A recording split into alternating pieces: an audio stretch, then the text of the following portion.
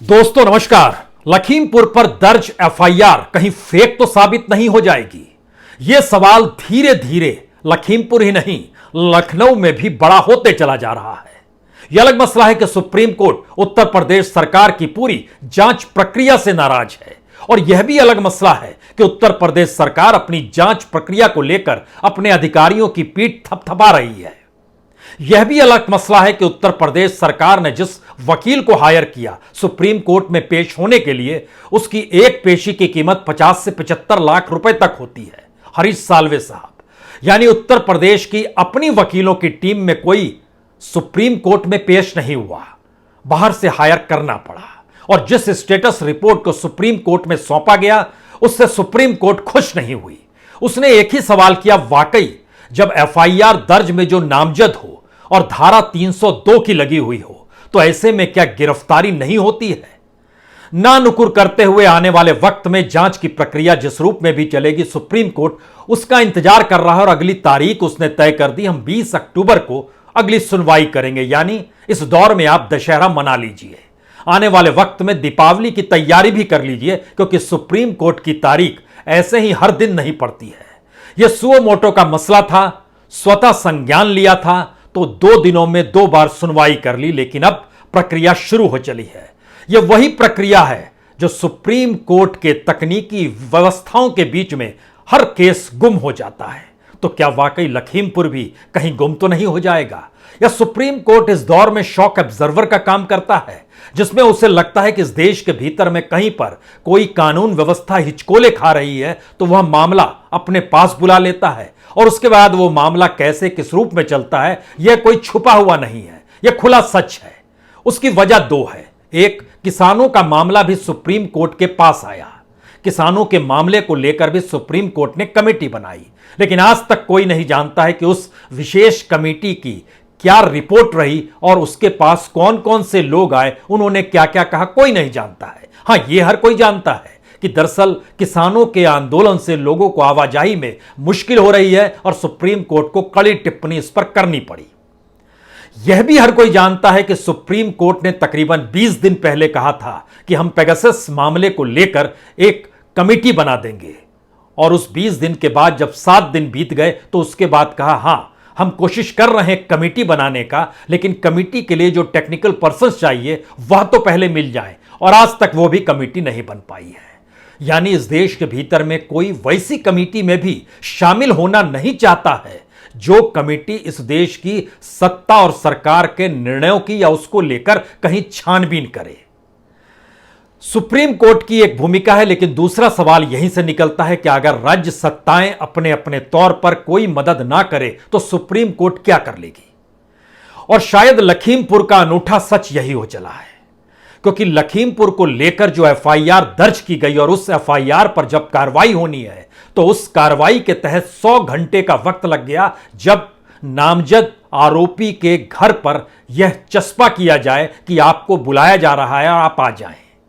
चस्पा करने के बाद भी वो ना आए, और उसके बाद खुद वह सरकार को एक पत्र भेज दे, कहे तबीयत नासाज है, हम कल आएंगे। तो उसके बाद एक दूसरा नोटिस चस्पा किया जाए, ठीक है आप कल 11 बजे आ जाइएगा। जी, यही हुआ है। शाम 7 बजे, कल 7 तारीख थी, और तब एक नोटिस चस्पा किया गया आशीष मिश्रा के निवास पर कि आप कल 10 बजे यानी आज सुबह 10 बजे तक उनको आना था। वो नहीं आए, लेकिन जानकारी मिली उनके जरिए और उनके पिताजी के जरिए, जो इस देश के गृह राज्य मंत्री हैं, कि उनकी तबीयत नासाज थी। उन्होंने एक लेटर भेज दिया है सरकार को कि हम कल आएंगे।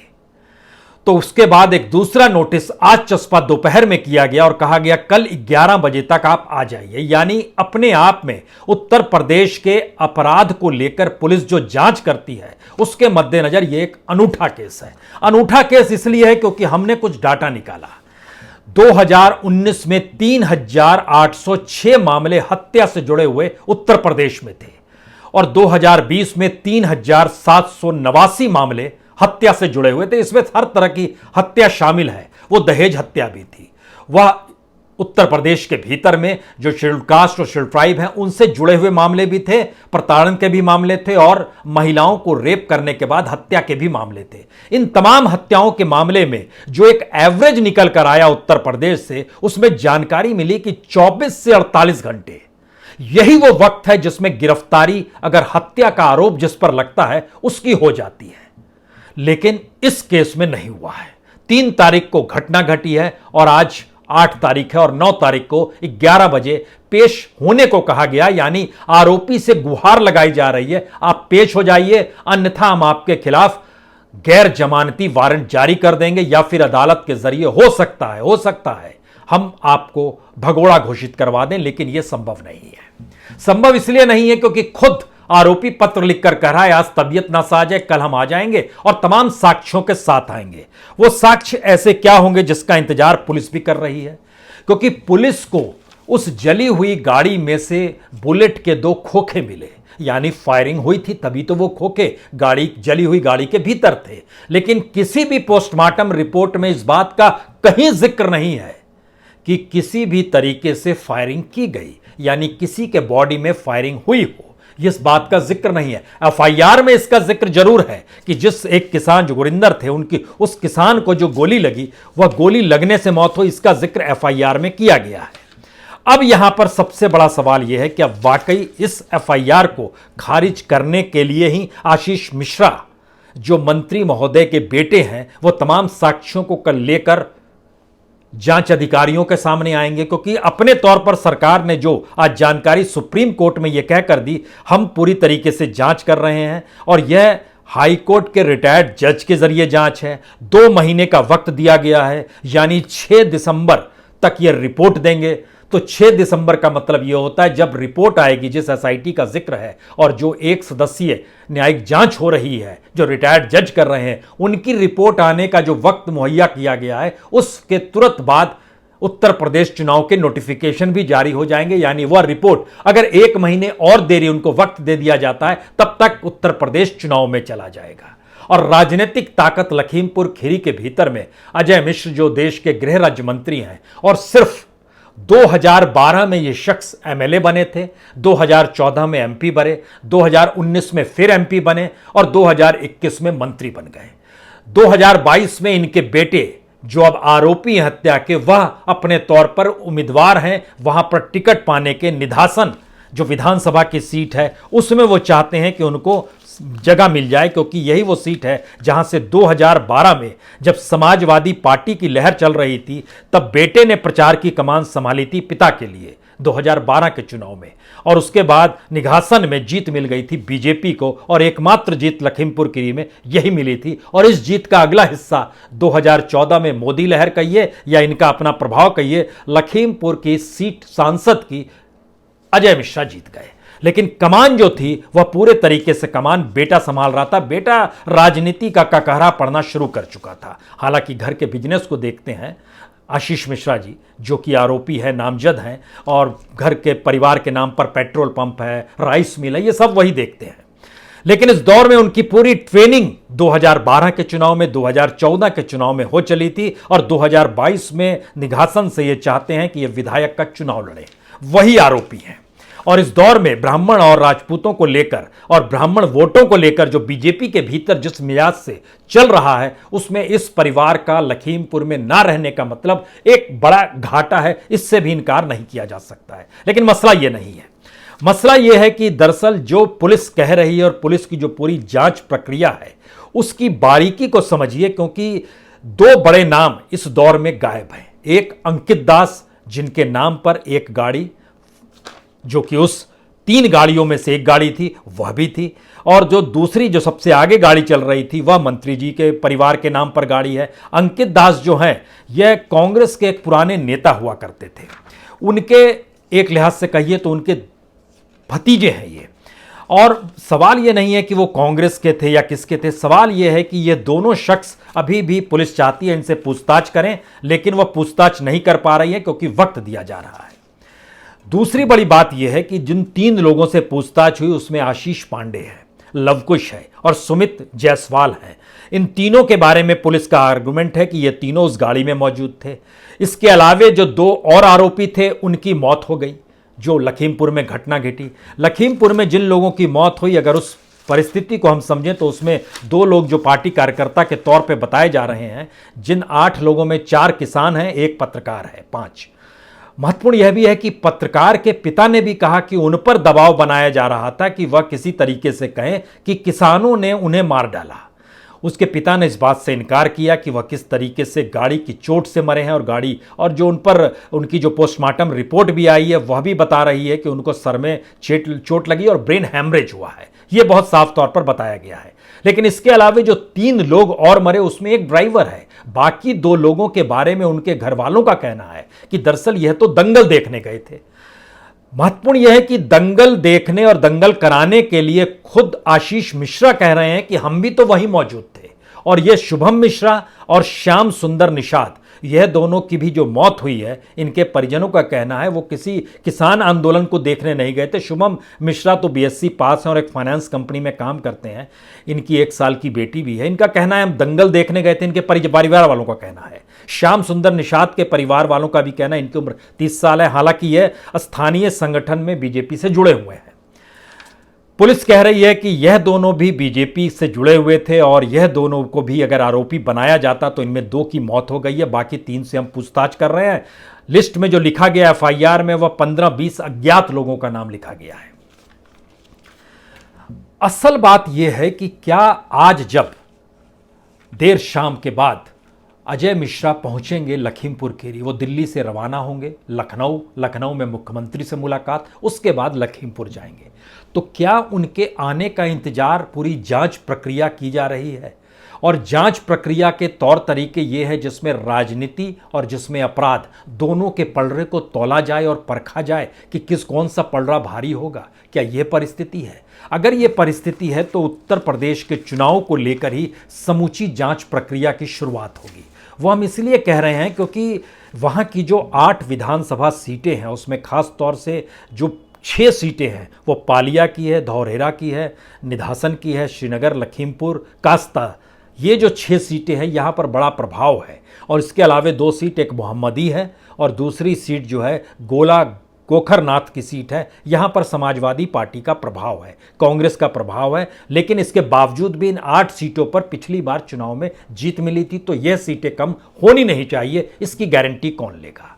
क्योंकि 9 बरस के भीतर में अगर अजय मिश्र एमएलए से एमपी बनते हुए मंत्री राज्य देश के बन गए और गृह राज्य मंत्री बन गए, तो ऐसे वक्त में उनके या उनके परिवार के लोगों को अगर कानून अपने दायरे में ले लेता है तो मैसेज उस इलाके में क्या जाएगा, इसकी जानकारी कौन देगा? जाहिर है इसकी जानकारी देश के गृह राज्य मंत्री अजय मिश्रा ही देंगे, जो अब देर शाम में वहां पहुंच जाएंगे, लखीमपुर रात में पहुंच जाएंगे और कल पेशी भी करा दी जाएगी।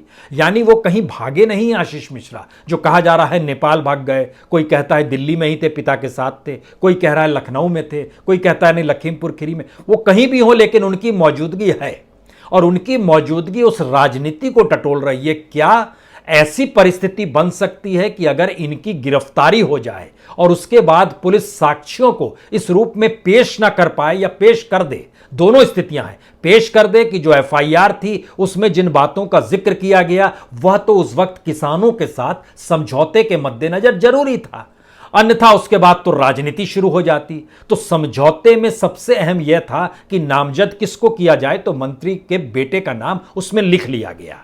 किसान परिवार खुश हो गए, जो किसान जो वहां पर राकेश टिकैत भी मौजूद थे वह भी खुश हो गए। लेकिन दूसरी महत्वपूर्ण बात थी कि जब आप 302 की धारा लगा रहे हैं तो उसमें यह क्यों कहा गया कि 8 दिन के भीतर अगर गिरफ्तारी नहीं हुई तो उसके बाद किसान सोचेगा कि अब वो कौन सा बड़ा कदम उठाए। तो ये 8 दिन 11 तारीख को पूरे होंगे और पेशी होनी है 9 तारीख को। 9 तारीख को अगर पेशी नहीं होती है तो फिर उसके बाद कह रहे हैं गैर जमानती वारंट, मान लीजिए उसमें भी 2 दिन और बीत जाएं, 11 तारीख आ गई, तो फिर क्या किसानों के किसी नए आंदोलन का इंतजार भी पुलिस प्रशासन और उत्तर प्रदेश सरकार करेगी कि अब करो, क्योंकि सुप्रीम कोर्ट तो अब अगली सुनवाई 20 तारीख को करेगा।